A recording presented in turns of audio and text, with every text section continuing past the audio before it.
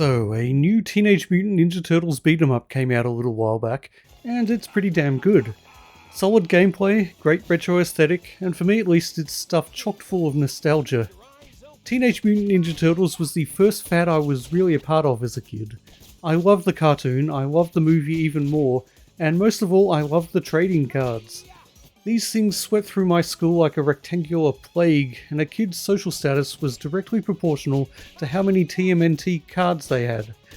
So for a very brief period, when I completed the set, my social status was sky high.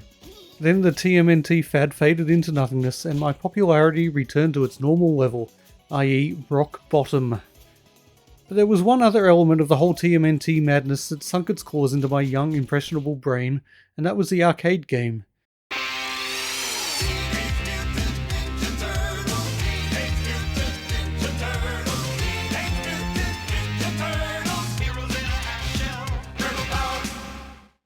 It came out in 1989, but due to the fact arcade machines were few and far between where I lived, I didn't get to play it until a couple of years later, when my passion for the feisty amphibians had dulled somewhat. My passion for video games, on the other hand, was at an all-time high, and I spent many an hour happily pumping coins into the machine at my local fish and chip shop. Except that's not entirely true.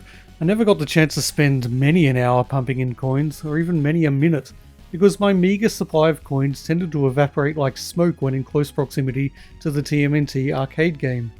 Like I mentioned in my last video, I didn't exactly get a huge amount of pocket money, and the game was pretty tough, so if you sucked like I did, and do, you could go through your entire weekly allowance in a matter of moments. So once again, I am profoundly grateful that these days I can get an extra credit by pressing a button, rather than dropping a coin into a slot. Before I properly get started though, it's time for a word from our sponsor. Wow. Okay, that's an in-joke, basically just for my nephews and a few people on my Discord. On a related note, I have a Discord. Links in the description. Anyway, for this playthrough I'll be going with Leonardo. He was arguably my favourite turtle back in the day. He was serious, earnest, and had no real sense of humour, just like me. Also, I can't be bothered to reconfigure MAME's controls to let me play as any of the other turtles. Fire! Hang on, April!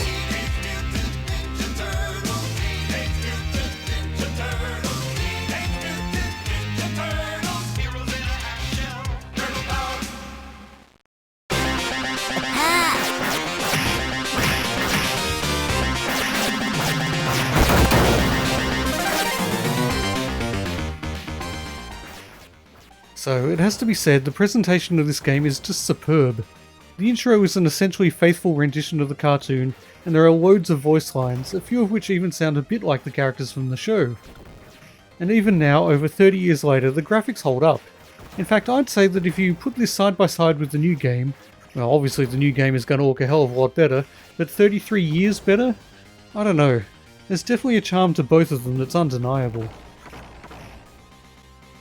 This sort of thing really made an impact on an impressionable young doddering old man when I first saw it, especially since the only TMNT game I'd ever played at that point looked like this, and I was playing the full-colour CGA version. And it plays pretty well too. Your turtle moves with very un-turtle-like speed, agility and responsiveness. They can jump, they can attack, and well, that's pretty much it. There's also a special move that can be unleashed by pressing both buttons simultaneously, but it rarely seems useful. These simplistic controls are really the only area in which the game shows its age. These days in any beat 'em up you'd expect to have at least a few basic attacks and some sort of kick-ass super move, and I really started to notice the lack of these things after playing for a while. Regardless, what with all the nostalgia, charm and fundamentally solid gameplay, just hammering that one attack button was enough to keep me amused. As you'd expect for a game like this, the levels are linear, left to right scrolling affairs. The environments look good, they're relatively detailed for the time and they're true to the aesthetic of the TV series, but I will admit there's not a huge amount of originality or creativity on display here. Burning buildings, city streets and alleyways, a factory, the obligatory sewer level, it all fits into the TMNT universe of course, but it's not massively interesting. Eventually you get to the Technodrome, which I loved back in the 90s as a burgeoning sci-fi fan, and that adds a bit of spice to the proceedings at least. But the backgrounds are, well, just a background to the superlative sprite work. This was as close as you could get to an interactive cartoon back in the day, unless you count stuff like Dragon's Lair, which went easy on the interactive side of things. In this game, the turtles truly are at your command, zipping around the screen pretty much like they did on TV. And the enemies are just as good for the most part. There isn't necessarily a huge amount of diversity in the enemies, mostly you'll be facing off against differently coloured variants of the Foot Clan, but they can carry a lot of different weapons and have a variety of moves at their disposal. And the few other enemies are also pretty cool. I have a lot of nostalgia for the robot designs in this game, especially the mouses. Although actually, now that I think about it, the Foot Clan are also humanoid robots rather than actual humans, which I've heard was a plot device intended to make the turtles a bit more child-friendly. Slicing up humans with katanas might have been a touch too brutal for kids' entertainment. Back then, anyway. There is a plot to this game, in the loosest possible sense. April O'Neil has been kidnapped, and then Splinter manages to get kidnapped as well, so it's your typical damsel in distress scenario, except there are two damsels, and one of them isn't a damsel so much as a mutated rat dude. Regardless, they need rescuing. The first level is a burning building, and this game wasted no time in kicking my ass. Of course, my ass is slow and doddery, as is the rest of me, so that's perhaps not surprising. But like I said before, this game is tough and a real coin muncher. Honestly, it's brutal. Slicing up humans with giant swords might have been a step too far, but slicing up kids' allowances was apparently fine and dandy. And for me at least, I have to say that seeing my pocket money disappear in a matter of moments caused me a great deal more angst than TV violence ever did. In fact, at that age I was a huge fan of horror movies, the gorier the better. But as I think I've said before, I was a strange lad in many ways. I imagine the game was balanced around multiplayer, and maybe it would have seemed a touch more manageable as a kid if I'd had a few friends join in, but I was a loner then and not much has changed since, so I spent most of this playthrough getting my doddering old ass handed to me. Near the end of this first level, we meet our first non-humanoid robots. Apparently they're called Roadkill Rodney, but if that's a name that was ever familiar to me, it has since passed into the mists of time. They're pretty memorable though. They have an electric whip attack that can grab you and administer an electric shock, and they even have a voice line, which I certainly considered to be a big deal. I remember assuming they were the level boss, but I was soon disabused of that notion. In fact, the first level boss is a character whose name I definitely remember. It's Bebop, or Rocksteady? Okay, I don't quite remember it, but I've got it down to a 50-50. To save you looking it up, it's Rocksteady. If you already knew that, congratulations. He shows up in some sort of giant burrowing vehicle, which seems a tad illogical given we're clearly quite a few stories above the ground. But it's a pretty good boss fight. Certainly it seemed rather epic to my 11-year-old brain. Although that might have been at least partially down to the fact that this first boss was almost always the last boss of the game for me, as my pocket money seldom lasted long enough for me to get to the next one. He runs, he kicks, he pulls out a gun. It's actually a reasonable challenge and not too hideously unfair once you get the hang of things, which I never did. With Rocksteady defeated, April is safe once again, I mean instantly re-kidnapped by Shredder.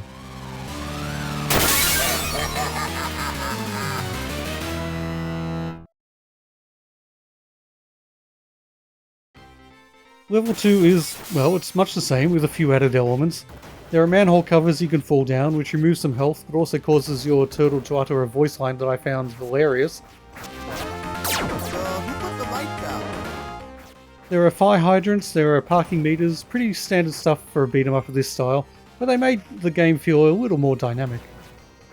There's also this sign, which seems like the perfect thing to stand under while taking a break, despite the fact it's got the word trap written right on it, and oh no, it was a trap! Curse you, game, and your dastardly ingenuity. You are dead. Yo, ain't getting any prettier. Watch your mouth. The boss here is Bebop, naturally, and the fight is pretty damn similar to the last. He has a slightly different gun and he punches more than he kicks, but that's about it. Level 3, the sewer level. Where are you when I need you, Civvy? Mouses are starting to show up now, and there are rockets flying out of the sludge for some reason. Amazing what some people will flush down the toilet, but that's New York for you, I guess. The boss is... Look, it's been one hell of a long time since I've actually watched the cartoons. I probably knew this guy's name 30 years ago, but now I'm relying on Wikipedia to tell me it's Baxter Stockman. Apparently he's the guy that invented these mouses in the first place. So it makes sense that he's just flying around and pooping them out like a giant bird that ate too many robots, and now has a serious parasitic infestation. As a boss, he's probably easier than Bebop and or Rocksteady, as he doesn't really have any attacks of his own and doesn't take too long to kill, once you figure out the timing of your jumps. Level 4, another street with a slightly more interesting background if you like cars. I kept waiting for one of them to zoom out and smash into me, and eventually I was rewarded for my patience. And the bosses? Why, it's those two rapscallions, Bebop and Rocksteady again, except this time they're done taking turns. This synchronicity is pretty much the only new trick up their sleeves, though it is hilarious and rather gratifying to get them to charge into each other, if you can manage it. Naturally enough, the fact there's two of them makes the fight much harder, and really makes me regret once again that I am but one turtle, and not able to make use of the multiplayer mode. 4 against 2 sounds much better than 2 against 1. Oh well. Once the knuckleheads are down, April is finally saved, for good this time. There's a bit of girl on shell action, and then it's time for level 5, which is another street. Exciting. Actually, it really is a bit more exciting, because this time there's some traffic to contend with. And midway through you get a vehicle of your own, a jet-powered skateboard of the sort I begged Santa for on 3 consecutive Christmases to no avail. To be fair, if I'd ever got my hands on one I would have died rather quickly, but not as quickly as I did trying to get through this goddamn frustrating section. It's really rather annoying, with numerous flying enemies equipped with machine guns and bombs, and loads more ground-based enemies with a variety of projectile weapons on their own. It's a real nightmare, and I'm kind of glad I never got up to this point when I was a kid, because it would have claimed the rest of my pocket money in moments and left me an angry, frustrated wreck. There's no actual boss to this level, and honestly I'm fine with that, just making it through is achievement enough. Okay, with infinite credits it is no achievement at all, but regardless, I'm glad it's over. Level 6 is a warehouse of some sort, not exactly the most exciting of locales, but at least it's not just another street. Bad news is, this place is kind of a culmination of all the most deadly bad guys combined with a heap of intensely irritating traps. The enemy count is off the scale, there are lasers, there are rapidly moving turrets, there are helicopter mosquito droids that somehow manage to be more annoying than actual mosquitoes. This is the sort of hell bad turtles go to when they die. Unless they have infinite credits like I do, of course. The boss is... okay, it's another character who is completely unfamiliar to me. It's a big blue alien transformer rock monster. I honestly don't know. It's got a gun, it's tough, and it's stopping me from rescuing Master Splinter, so it's got to die. Which it does. And it only takes me roughly 1 billion credits. So Splinter is safe, and finally it's time to enter the Thunderdome, I mean Technodrome. Thank you, my turtles. There it is.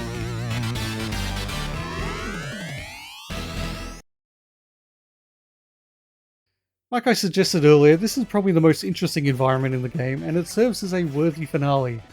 Not that there's anything significantly different about this level other than the elevator ride that seems to have been a staple of beat-em-ups from this era. And if the previous level was hell, this one is like some sort of brutal mega hell reserved for mass murderers or people who watch my videos without liking, commenting and subscribing. The traps are even more annoying, the enemies are more numerous, and the boss is, well actually it's pretty much the same as the last, except with a somewhat different gun and slightly smaller shoulder pads. And once again, I don't remember this guy from the cartoons, but yeah, it's been a while. Of course, he's not the final boss.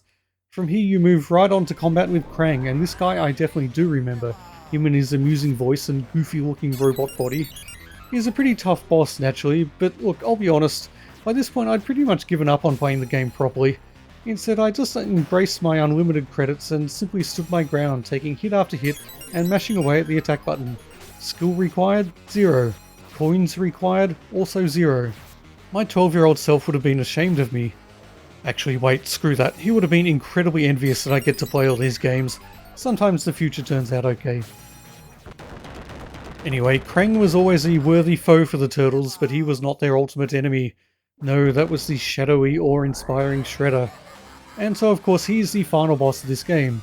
Or should I say final bosses, because he immediately duplicates himself using some sort of clone jutsu. So it's 2 against 1, again. Where are you, Raphael, Michelangelo and Donatello? You're really needed. The Shredders have swords, which is fair enough, but they also have some sort of lightning attack that reverts you to your pre-mutated state, which might sound like a good thing, until you remember the Turtles were, well, turtles before they encountered the U's and got mutated. And it turns out that once you remove the Teenage, the Mutant, and the Ninja from the Turtles, they're kind of helpless. Fortunately, this change doesn't last long. I managed to eliminate one of the shredders for about half a second, and then the clone jutsu comes out again. I'm not sure exactly how this works. Maybe there's one true shredder you're supposed to focus on. Maybe they have a shared health pool and you just have to keep slicing, but I'm kind of beyond caring. Once again, it's just mash, mash, mash, die, die, die, insert coin, insert coin, minus the coins. Eventually Shredder keels over and that's it. Cue the ambiguous ending.